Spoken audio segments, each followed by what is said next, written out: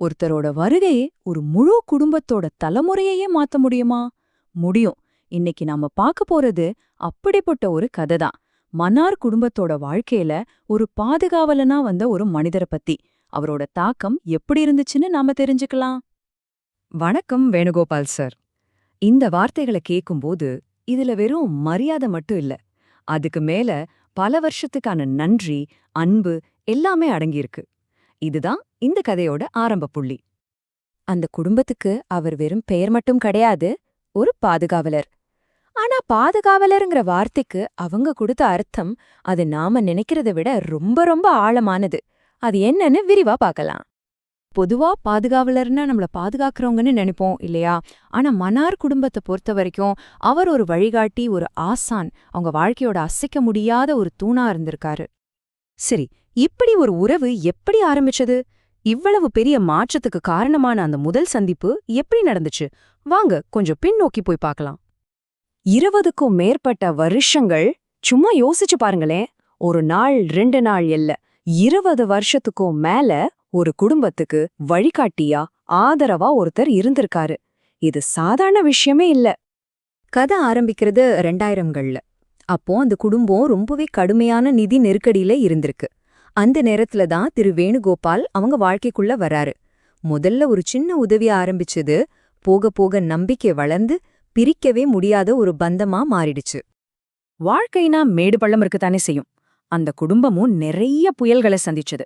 அப்படிப்பட்ட கடினமான நேரங்கள்ல திரு வேணுகோபால் எப்படி அவங்களுக்கு வழிகாட்டினாரு? அவங்களே சொல்றாங்க, எந்த பக்கம் திரும்புவது என்றே எங்களுக்கு தெரியவில்லை. அவர்தான் எங்களுக்கு வழியை காட்டினார். பாருங்க, இந்த ஒரு வரி போதும் அவங்க எந்த நிலைமையில இருந்தாங்கன்னு புரிஞ்சுக்க. அந்த அளவுக்கு ஒரு நம்பிக்கையான ஊழியா அவர் இருந்திருக்காரு. அவர் எப்படி உதவி செஞ்சாருன்னு பார்த்தா, அது வெறும் பண உதவி மட்டும் இல்ல. முதல்ல அவங்க சொல்றத தீர்ப்பு சொல்லாம காது கொடுத்து கேட்டிருக்காரு. அப்புறம் நடைமுறைக்கு சாத்தியமான ஆலோசனைகளை கொடுத்திருக்காரு. அவங்களுக்கு தன்னம்பிக்கையை ஊட்டி எல்லாத்துக்கும் மேல குழந்தைகளின் கல்வி ஒருபோதும் தடைபடாம பாத்துக்கிட்டாரு. இது வெறும் உதவி இல்லங்க, இது ஒரு வாழ்க்கையே கட்டமைக்கிற மாதிரி. அவரு கொடுத்த எல்லா அட்வைஸுக்கும் இதுதான் ஃபவுண்டேஷன். கல்வியும் நேர்மையும். இந்த 2 விஷயத்தையும் அவங்க மனசுல ஆழமா பதிய வச்சார். அதுதான் அவங்களோட எதிர்கால வெற்றிக்கு அஸ்திவாரமாவும் இருந்துச்சு. சரி, அவர் விதைச்ச அந்த விதைகள்லாம் என்ன ஆச்சு? காலப்போக்குல அது எப்படி வளர்ந்துச்சு? அவரோட வழிகாட்டுதலால அந்த குடும்பத்தோட வாழ்க்கை இன்னைக்கு எப்படி இருக்கு? அந்த கருணையின் அலைகள் இன்னும் ஓயவே இல்ல. இதோ பாருங்க, இதெல்லாம் தான் அவரோட வழிகாட்டுதலால கிடைச்ச உண்மையான பலன்கள். எல்லா குழந்தைகளுக்கும் நல்ல கல்வி, ஒரு நிலையான வேலை, நிதி ஸ்திரத்தன்மை, அப்புறம் ஒரு வலுவான குடும்ப பிணைப்பு. பாத்தீங்களா, ஒரு முழு தலைமுறையே நல்ல மதிப்பீடுகளோட வளர்ந்திருக்கு.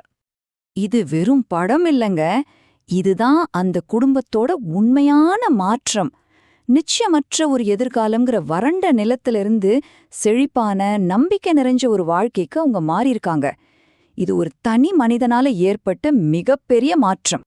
இந்த கதை மன்னார் குடும்பத்தை பத்தினதை மட்டும் அல்ல, இது நம்ம எல்லாருக்குமான ஒரு பாடம்.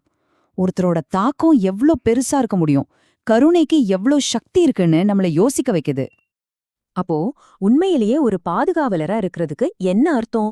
அது வெறும் பாதுகாப்பு மட்டும்தானா, இல்ல அதை விட மேலானதா? இதுக்கு அந்த குடும்பமே ரொம்ப அழகா பதில் சொல்றாங்க.